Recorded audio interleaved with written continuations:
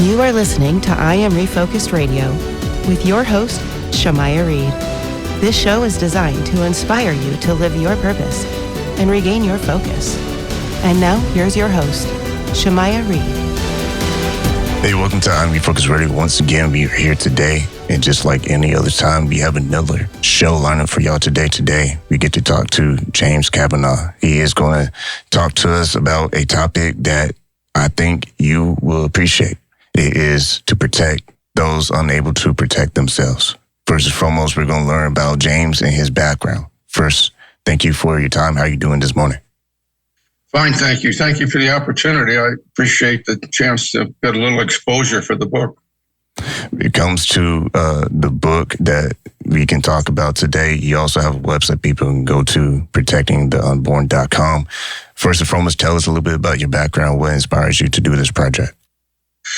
Well, you know, I was born and reared in a little coal mining town south of Pittsburgh and moved around quite a bit, and eventually graduated from college in '63, a long time ago, and immediately went in the Air Force. I thought I was going in for 4 years and ended up 30 years in the Air Force, which I'm thankful for.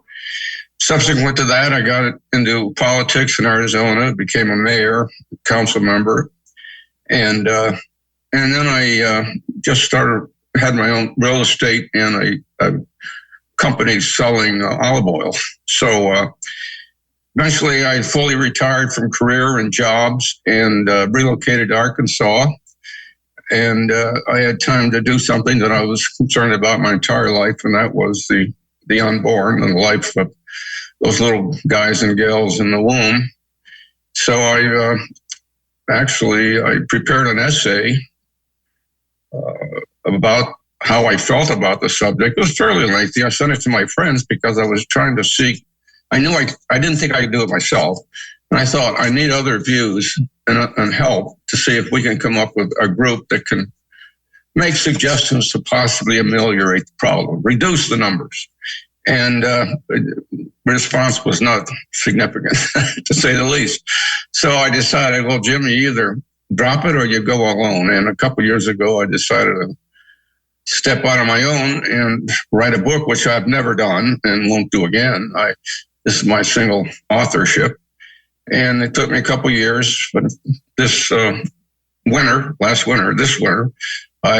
it was published in the 3 platforms. And I think today or tomorrow it'll be out on audio. So I'm pleased about that. So I appreciate the chance, though, to talk about it with you. When we look at the core belief of how the book is pushed out there, when you emphasize the importance of providing love, understanding, and concern equally to both the pregnant woman and the unborn child, kind of tell the audience a little bit about the book structure. Yeah, the book starts by basically describing the life, the 9 months of the child, and then the 3 trimesters of the woman, gets into statistics and demonstrates how statistics can be used to help us make decisions at this time. I then get into the subject of when the being within the womb becomes a human being. And I personally believe it happens at conception, or certainly by gastrulation at the latest, but that's my opinion. And I just say that, but then I express the opinions of those who are other than I, that, why they think maybe the nervous system is the reason for the beginning of life, the heart beating, various things. And then I get into something which is a bit unusual, Shemaya, and that is that I argue that the woman does not have a right to abort. She has the power to abort, and I don't take away that. I don't think that power should be removed. But the right to kill is reserved for wartime situations or to protect yourself or other innocent people from a lethal attack. And this unborn is not providing any lethal attack unless it's a medical necessity. So I say it's not a right, which is different from what other people have said. Then I talk about Roe v. Wade and Dobbs v. Jackson, and how those justices came up with the decisions. Hope I'm not carrying on too much here. But, and then I get into my recommendations. And that is basically that the woman needs to be educated and made totally understanding of the ramifications of a decision to abort on the life of the being within her. The life of that being whose only purpose in life, singular natural destiny is to be as we, is to be a human being. So that's really where the book heads. So, and I like the organization, frankly, of it, the way it is laid out. This is our Refocus Radio, talking to our guest today, James Cavanaugh, in his book, To Protect Those Unable to Protect Themselves, Saving the Unborn. You can go to his website, protectingtheunborn.com. My next question for you is, in what ways do you see the role of the man in unplanned pregnancies and abortion decisions? Well, of course, since the beginning of all animal races, it's the woman who's basically born the child. But she only does that with the addition of sperm. The sperm and the egg produce the being within her womb. So the man is crucial. He's also crucial in hopefully raising the child. I find that the two-parent homes versus the single-parent, particularly fatherless homes, the two-parent homes is far better for the young girl being raised. The man, let's not reduce his importance in this, but the single most important person is the woman. And she has the tremendous capability, responsibility, and belief that she is the reason for the continuation of the human race. It's womanhood that basically is the reason that we continue. The man supports that, and a man, I think, respects that, and a woman should be very proud of that, in my opinion. When you look at how society discusses this topic in your book, how do you explain or just explore the impact of abortion on women's physical and mental health? I don't get into the medical aspects of it because I don't have an expertise in that. But I do say this, that, for example, people say that the woman should have, even in abortion states in which abortion is prohibited, the woman should still have a right to do an abortion for incest or rape. And I basically don't touch on those subjects because I make the final decision rests in the woman. The woman, after she's been made totally understanding of her ramifications of her decision, she makes a decision, not the government. And therefore, if it's rape or incest and she decides she doesn't want the baby, that's up to her. If in fact there's a medical problem caused by the baby, then I think an abortion is definitely acceptable to any morally grounded person. When you look at the alternatives that are heavily discussed, especially with pro-life movement, inside your book, what are some alternatives that you explore for women and also to help them understand the options they have? Well, I think what it comes down to is a woman who's, and this is the end of the book, the recommendation. The end of the book ends with my recommendation is three things. And hopefully a medical practitioner or someone of ability talks to the woman and explains to her the situations associated with any pregnancy, the surgical versus medical abortion, if in fact it's between the 5th and 10th week of gestation. Those things which are important to pregnancy, no matter who the woman is. Then the second phase is the pregnancy that affects the woman herself, her medical situation and the medical situation of the baby, and a time at which the baby may experience pain. In both these cases, we need to have a pictorial presentation of the baby at the time at the time, the medical practitioners and the woman believe the baby is along as far as going through the gestational phase of the 9 months. Then in the last phase, it's a statement that I required to be read verbatim, and that is that from the time of conception, this being has only one alternative, one purpose, one natural destiny, and that is to be as we. And an abortion, no matter how far along in the pregnancy, abortion denies that being the right to be as we. So that's the education that I think needs to be provided to the woman at the end.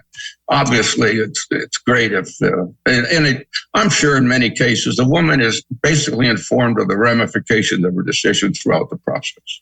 But that's what I basically recommend in my final recommendation. In other words, I don't leave it up to government. Government is too variable.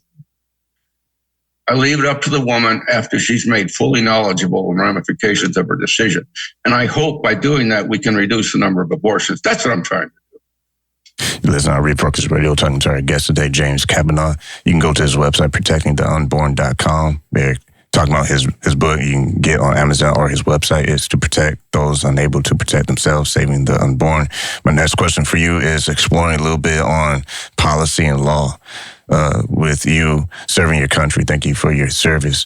What are some of the things that you see in policy and law in the United States that you kind of analyze in your book?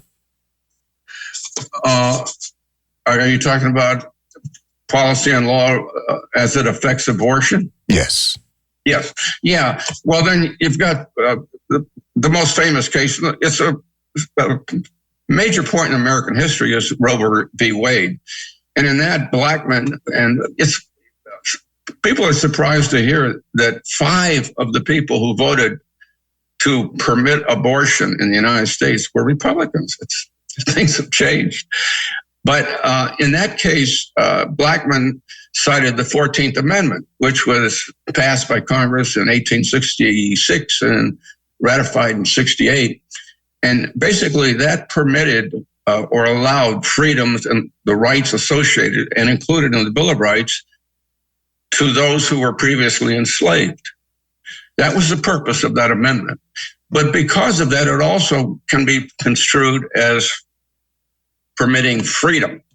And in that case, the right to privacy. And black men basically associated the right of privacy to the right of the woman to abort. And that decision, although it was reduced in some respect as to its effectiveness over the next 50 years, was basically Roe v. Wade was eliminated by Dobbs v. Jackson in 2022, and I know you know that. But in that case, Alito emphasized the 10th Amendment. And in the 10th Amendment, it states that Congress, or excuse me, the United States only has those powers given it to by the Constitution. And other powers must be granted to the states. And that's exactly what Alito did. And that's what this basically Dobbs v. Jackson does. It does not prohibit abortion. It basically moves the decision to the states and or the people. And that's part of the 10th Amendment, the states or the people. And that, you know, it's pretty impressive application of the 10th Amendment, in my opinion. When you look at the other social issues as far as poverty and education, you, in your book, you kind of address that intersection of abortion and those issues. Can you kind of touch on that with the audience? Can you explain that again, please?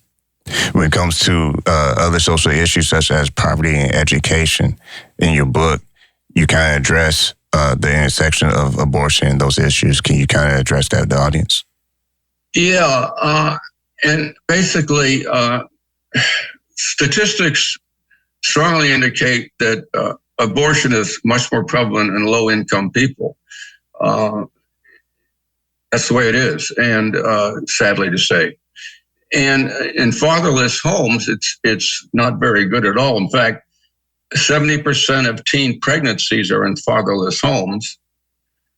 And fatherless homes account for children in fatherless homes make up 18% of children in white fatherless homes. Children in Hispanic fatherless homes make up 24% of children, whereas in the Black community, African American community, 45% of children are in fatherless homes. So of all children, that's not a very good statistic. It's worrisome to all of us. In fact, I make that a point that those in the African community need to recognize that and try to make changes to our policies so that those parents, those people who are bringing up children, have reason financially to stay together. The government supports them staying together versus government supporting the single family mother situation, which has been done since 1960s. Fatherless homes are a problem, and we need to step up to the plate on that one. But let's not refocus radio time to our guest today, James Cavanaugh, and his book that you can get right now is available on Amazon, or his website is To Protect Those Unable to Protect Themselves, Saving the Unborn. My next question is, everyone has a personal story when it comes to this very hot topic, and this topic will never fade because there are two different viewpoints with different many stories. In your book, are there any personal stories or experiences that you address in for the reader? Yeah, but not that it affects abortion. I talk about my mother a couple times. In one chapter, I talk about we need to upgrade the culture of our people, and one of the ways we can do that is by having a class during high school, maybe called Becoming an Adult, or the syllabus on adulthood, or something, where children are taught character and talked about the sex act and abstinence and other things, and grammar, and very briefly, but things that they must know that other people expect them to know as an adult. So I do that, and one of those things is at the dinner table. My mother, she was born in Scotland, a coal miner, and he moved to Pennsylvania from Scotland. But she used to insist that we kept our elbows off the table. And so we always did. And you know what's funny, Shemai, right now, that when I go out with people, I check them. I shouldn't. I don't want to. But it's a natural inclination. Is he keeping his arm off the table? And then she also, I talk about the importance of nuns in one of the key elements to reducing abortion is to provide an opportunity for the woman who is willing to go the route, bear the child, but does not want to raise it. And that is alternative life arrangements, adoption. We need to improve that. That's way, way too cumbersome. And then there's a couple other ideas I have.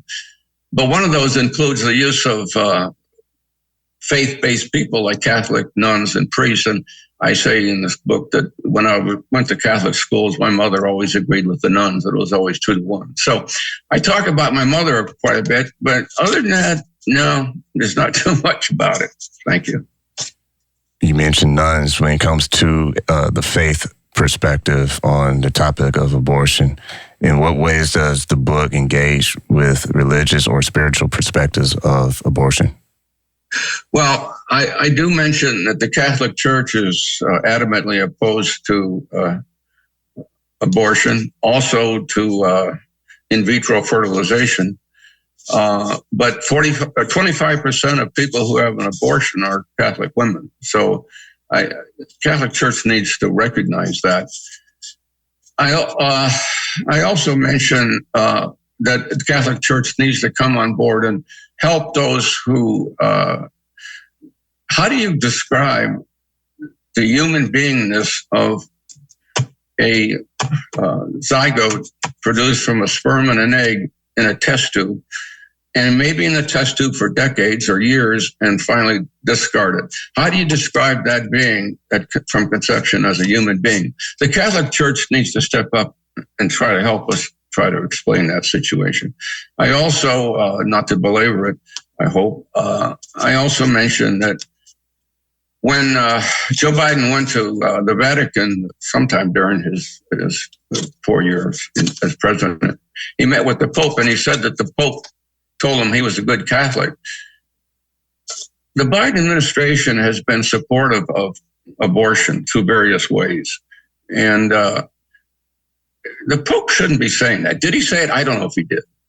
Biden has an ability to exaggerate, but if he did, he didn't say he needs to basically mention he didn't say it or he doesn't remember it, because the Pope expects all of those Catholic women to abide by the Catholic rules. If Biden isn't, it's hard to describe him as a good Catholic and to describe it as openly as the Pope may have done. I basically mentioned that just in the book. When you look at the potential impact of your book, when you were writing this project, what particular audience are you hoping? I mean, of course, women, but in general, what was your target as far as who you hope will be open to read this and understand where you're coming from? That's a very good question. When I started, I just talked to humanity as a whole, and I didn't have any particular audience I was addressing. But after I proceeded in the book, and other people tell me the same thing, the book would be a good reference for youngsters in high school and college, I think. And to address them, I think the book does that. I didn't intentionally do it, but I hope it does that, because they are the important audience here. They're our future. And if we're going to reduce abortions, and I think we can, we'll never eliminate it.